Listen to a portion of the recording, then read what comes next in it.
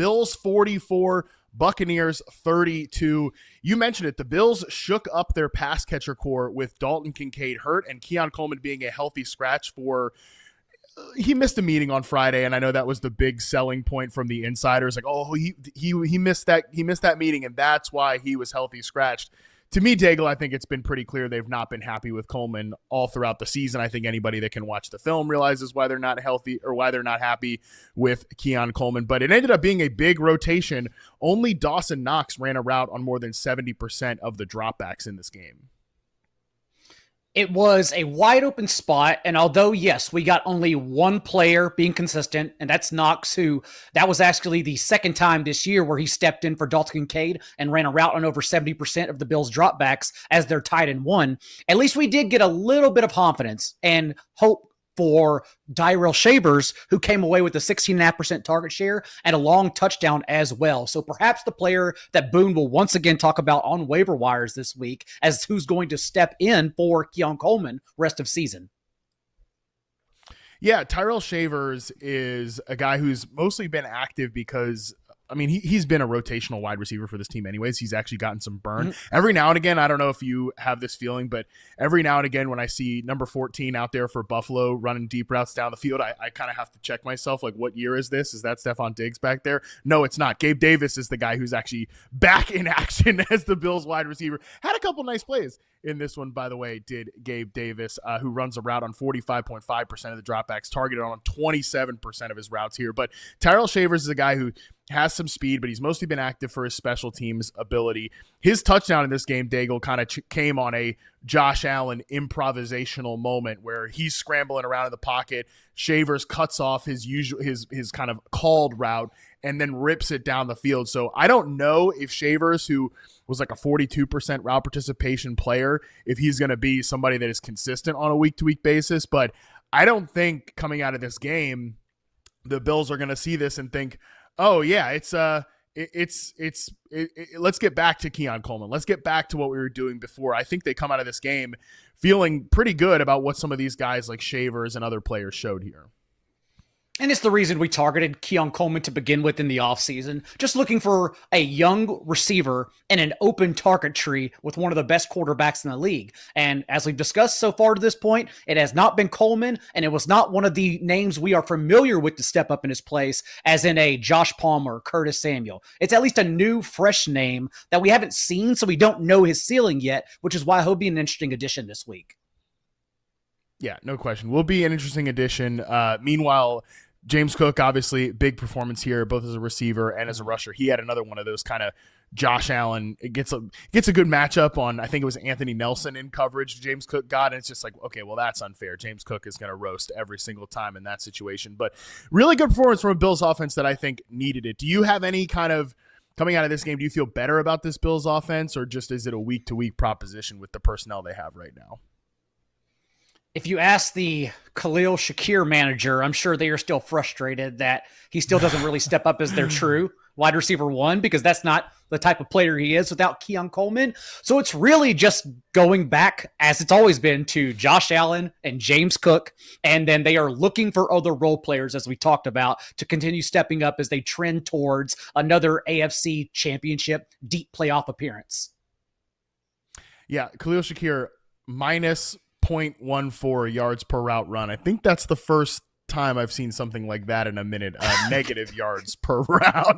Not great. I mentioned this, I think, on the preview show. Khalil Shakir, 46% of his targets coming into this week were at or behind the line of scrimmage. So listen, when 46% of your targets are at or behind the line of scrimmage, sometimes you're going to get tackled behind the line and you're going to have that negative yards per route mark, which is not ideal. On the other side of this game, I actually think this is perhaps the bigger fantasy story here on the Buccaneers side. Sean Tucker kind of takes over the Buccaneers backfield. And we had wondered on the preview show with Boone whether this was going to happen here, because we saw some positive runs from Sean Tucker, the first running back on the season to clear 50 yards rushing against the New England Patriots defense last week. Had a couple of nice moments. He touches the ball 21 times to 12 for Rachaad White, and he rushed for over 100 yards, 2 touchdowns, 19 carries against this Bills defense. Most of his production came on outside the tackle runs, and he also caught both of his targets for 34 yards and a touchdown, while on 2 of my fantasy benches, may I add, on in this performance. So happy to see that for Sean Tucker. Wish I'd played him in a couple leagues, Daigle. Shouldn't be too shocking considering this was a player who even last year has an overall RB1 finish under his belt. That's why everyone went into the offseason and best ball and drafting him in the very last round, thinking that maybe he could eventually spring up for a role. And he deserved this role, given that Rachaad White had not separated himself and really made any explosive plays since Bucky Irving's been out. We did get a photo. It could be AI generated. I'm not convinced till I see Bucky Irving on the field again, but we at least did get a photo from practice that Bucky Irving may be back. So it is an awkward time now for Sean Tucker, but at least he delivered in a spot that running backs do deliver in. And that's really my takeaway from this game. It should be about Josh Allen scoring 6 touchdowns, right? But it's actually the fact that the Bills defense continues to lack speed and continue to struggle against the run. Coming into this one even, they were top 5 and 5, 10, and 20-yard run the rate of those plays gained. And Sean Tucker and Rachaad White, who has 50 rushing yards, really just have their way yet again, despite a big loss here for the Bucs. Yeah, it's a great point that coming out of this one for Buffalo, it's just that defense is just, it's such a bad omen going into the playoffs and everything that just, it doesn't feel great that they're going to have that defense and be able to make a run in the postseason, no matter how Josh Allen plays. And obviously we saw him play great in this game, despite a couple of weird moments, as I mentioned, but that defense looks like it's something that's going to hold them back. You mentioned the AI potential generated photo of Bucky Irving. I will give a shout out to Greg Allman, who covers the NFC South for Fox Sports. He's covered NFC South teams for a while. He was fully, I saw him, the picture, he was the one that took the picture. And then there's a picture, someone took a picture of him taking the picture, and he is fully like laid out on his back with the camera on his chest at an angle like this, if you're watching. So, I mean, Greg apparently got a real photo. Yeah, shout out to Greg. I would still like to see a photo of Bucky Irving holding today's newspaper.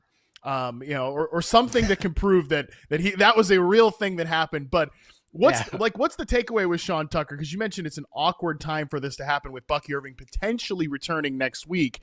And this is all kind of in the background of the Bucs passing game having another kind of, I would say, volatile performance. Do you think there's any way that Tucker can still be involved even when Irving gets back in the mix here? If the 49ers and even the Bucs have taught us anything this year, it's that nothing is certain until those players are actually out there on the field, as we've been waiting out the Bucky Irving injury for over a month now. So if you have Sean Tucker and he's only rostered in 26% of Yahoo leagues as we speak, you're clearly very happy. And if Bucky Irving were to miss again, then Tucker's the guy we want to start over Rachaad White. Having said that, when Bucky's back, I would imagine at least a 1 or 2 game ramp up in a committee. Even if that committee means it's 60-40 in favor of Bucky Irving, I think we eventually get Bucky Irving again. But again, anytime Sean Tucker has had to step in, he's done a good job. And so I think he could be someone also who maybe the offense looks at and says, we need to integrate this guy at least a little bit more behind Bucky moving forward. That's kind of my takeaway too, because this game, I mean, this rushing game was like a little up and down even to start the year with Bucky Irving there. So I wonder if they view Tucker as somebody that can just kind of give them a second pitch and, again, maybe help out an offense that in the passing game right now, 28 attempts for 173 yards, 1 touchdown, 1 interception for Baker Mayfield. He was awesome as a rusher, 7.8 yards per carry, had a number of critical scrambles, but he did lose a fumble as well. So it's just been a little bit up and down in this Buccaneers passing offense of late, which is kind of to be expected when they have Emeka Egbuka and then just a cast of reserves. Chris Godwin also might be back next week, which I think will probably send Sterling Shepard, who led this team in receiving, by the way, with 54 yards. It will probably send him back to the bench as the slot receiver, because I think Tez Johnson's probably shown enough, even though he didn't do much in this game, shown enough to remain as the other outside receiver. But I could be totally wrong about that, because one game that we saw of Chris Godwin, he was primarily playing on the outside when Shepard was out there as well. So we'll see what happens with this Bucs receiver room, as again, Chris Godwin is also getting healthy here. Let's stick in the NFC South and go to our next game. One that, I mean, I did not see this one coming. I mean, maybe I could see the Panthers winning it, but winning 30-27 here on the back of a Bryce Young game that was absolutely electric. Couple of stats about Bryce Young. His 448 passing yards are the third most in a game this season. It's one of just 4 400-plus yard passing days.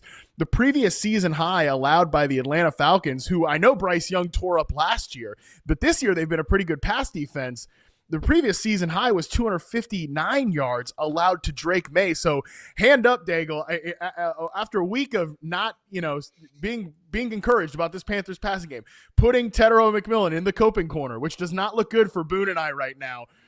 I did not see this Bryce Young game coming whatsoever.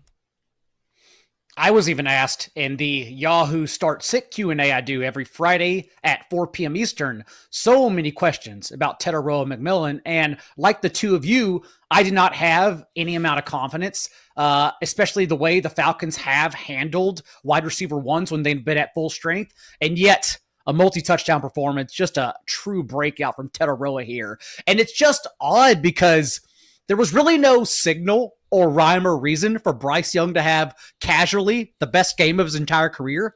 It just kind of happened out of nowhere. Yes. It seems like he's very good at making a late season push to convince the organization that he has enough to bring him back the next year. But then we see the first 8 games and it's like, oh yeah, this is still the Bryce Young we've all come to know through 3 seasons. Just a very weird time for this type of performance.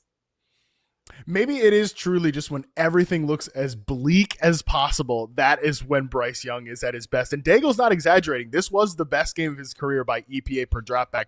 0.58 EPA per dropback, the best of Bryce Young's career. It was also only the 3rd time of his career where he averaged over 9.0 air yards per attempt. And that was another interesting takeaway to me here, is that after a full week of questions, both on the internet and reporters asking Dave Canales, like, what's up with the lack of downfield passing game, as if Dave Canales is just not calling plays where routes go 15 plus yards down the field. After a full week of those questions, the Panthers had 6 pass catchers go for 20 plus yard receptions in week 11. That included 4 completions of 15 plus air yards, all of which came on first down, by the way. So they leaned against their tendencies when they've been the most run-heavy team in the NFL. They came out and threw it on first down. They had a 36-yard touchdown to Xavier Legette. They had a 29-yard completion to Tetero McMillan, a 21-yard completion to Jalen Coker, and a 25-yard completion to Mitchell Evans. So again, just going away from tendency here and throwing it down the field on first down. And that's kind of, I like that they got a lot more guys involved here. This was actually one of McMillan. It was a 27% target share, which just goes to show how dominant he's been from a target share perspective. But it's one of his lowest target share games in a while. But the fact they got these other guys activated here, I think that helps as well. The Falcons had only allowed 54 yards per game to opposing wide receiver ones. McMillan, as you said, walks away with 130. Not only that, but it's actually the first Xavier Legette game where he's separated this year too as a true wide receiver too. He had the 90 yards and a touchdown against the Jets earlier this season, but we all know when they had Sauce Gardner, the Jets would push targets to wide receiver twos away from Gardner's side. That's also why Ryan Flanoy had over 100 yards against the Jets also, because they were pushing targets to the other side. So for Legette to pop up here in a target tree that we just haven't even got enough production as of late to see if it is Legette who is their true wide receiver 2 or Jalen Coker, it at least stands out. And I don't know if it's sustainable at all. It's probably not, but at least we can say this is the first game in a long time that Bryce Young actually won, not Rico Dowdle, because it's been the other way around all year. Yeah, Rico Dowdle did have one of those explosive plays in the receiving game, run after catch sort of situation from him. But again, I don't think that Legette or certainly Coker or even Mitchell Evans, although he is an interesting tight end from a dynasty perspective. I don't know if any of these guys are going to matter from a fantasy standpoint. Like you mentioned, Xavier Legette had that 90-yard game against the Jets. He had 180 yards through the course of the season.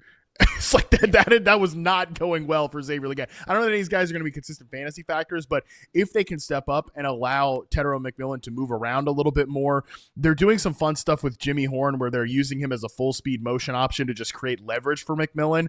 That's how you weaponize a guy like this who's in that true X receiver role. So just having other threats in the pass game, I think can be good for McMillan, and I think it can be good for Bryce Young, but I am skeptical that this performance is sustainable just because it's not been good essentially at any other point this year. But they will play the Niners defense in week 12, which is a very friendly matchup for pass catchers. So I think there might be some sustainability at least for next week. Let's flip it over to the Falcons side of this, where the theme here is injuries for the Atlanta Falcons.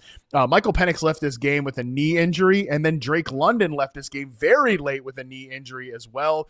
Ian Rappaport and Tom Pelissero reported that Michael Penix is believed to have aggravated the same knee injury he had earlier this season. That bone bruise in the same knee kept him out of one game. He's got more tests coming, but there is concern he's going to miss some time. We've seen Kirk Cousins play football this year, Daigle. What is your opinion on the Kirk Cousins experience in the year of 2025?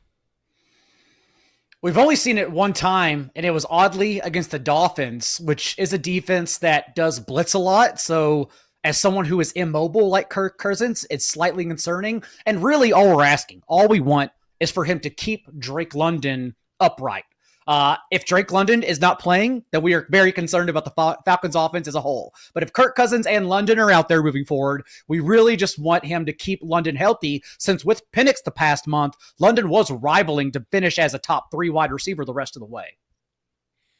Yeah, and even this game, he cleared 100 yards pretty quickly and stayed on that for a while, of course. So we'll monitor Drake London's health. I don't think we've seen any reports about that. I've seen some speculation of what it could be, but we'll have more updates on that on tomorrow's show. Otherwise, if you're a Bijan Robinson manager, you did get 1 goal line touchdown to Tyler Algier, but you got 2 of your own. So no complaining this week for the Bijan Robinson folks out there.